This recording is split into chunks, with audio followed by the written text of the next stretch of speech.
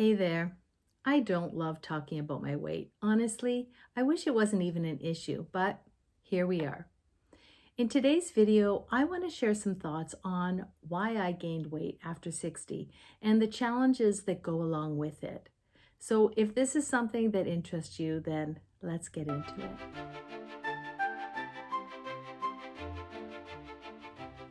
I hear the experts say it's not your fault. It's age, it's hormones, it's lower metabolism. Our food is full of chemicals. So-called healthy foods are no longer healthy. You're doing too much cardio or not enough cardio.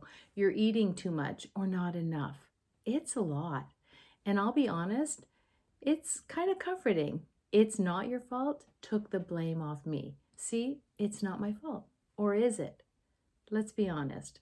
It feels better to believe that we're victims of bad information, bad genetics, or science. And don't get me wrong, hormones do change, metabolism does slow, and all that's real. But sometimes I think we hide behind that. I know I did. I told myself things like, I'm doing my best, it's just harder now. But if I was totally honest, turning 50 or 60, everything didn't just change. It's not like I woke up with 15 extra pounds, even though it felt like it. What changed? At some level, I cared less.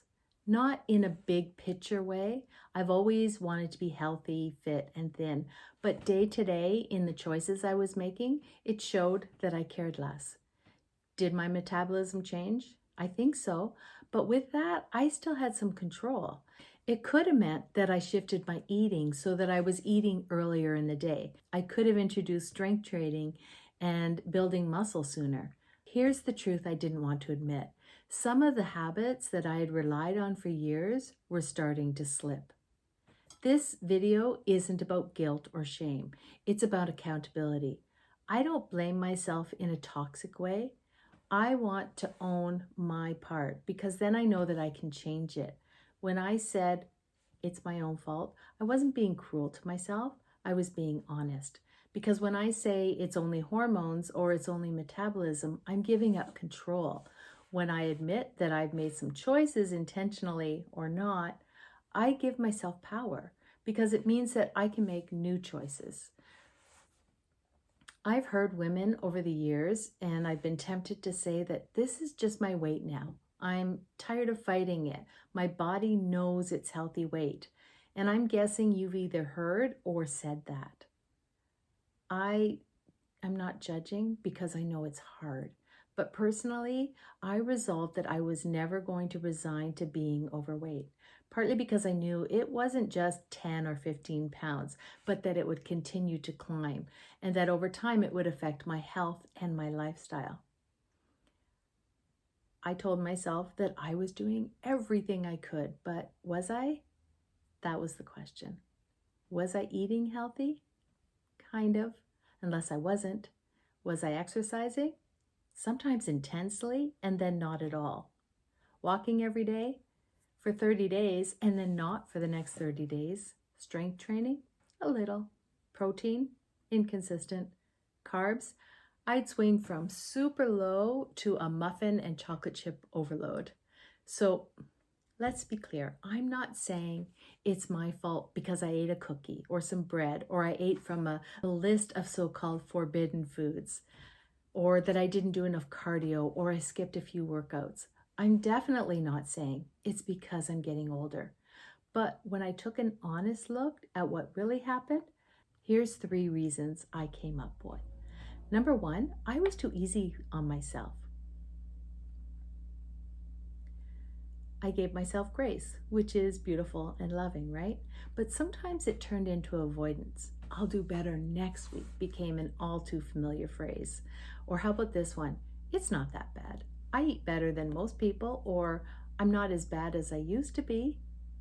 But what was healthy became relative. I shifted the bar.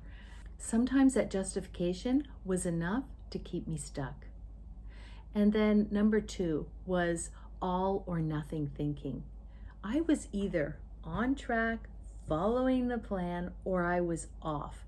There was very little room for middle ground. no flexibility. And for the most part, it was perfection or nothing.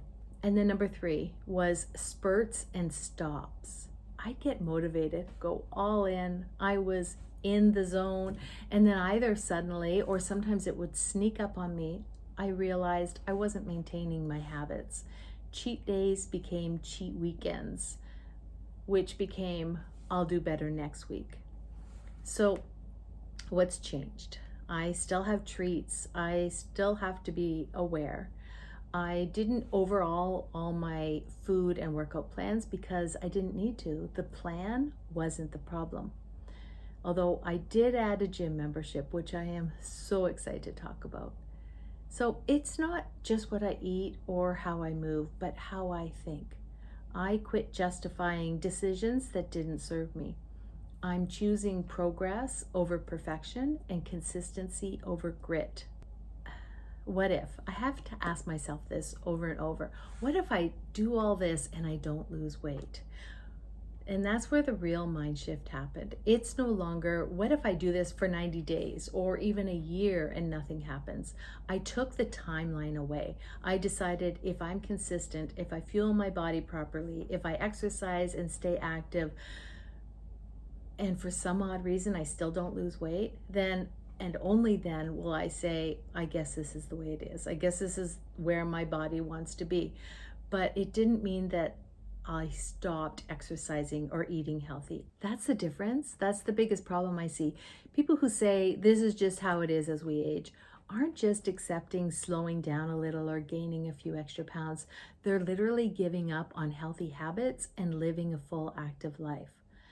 If you're over 60 and you've gained weight, I'm not here to tell you it's all your fault.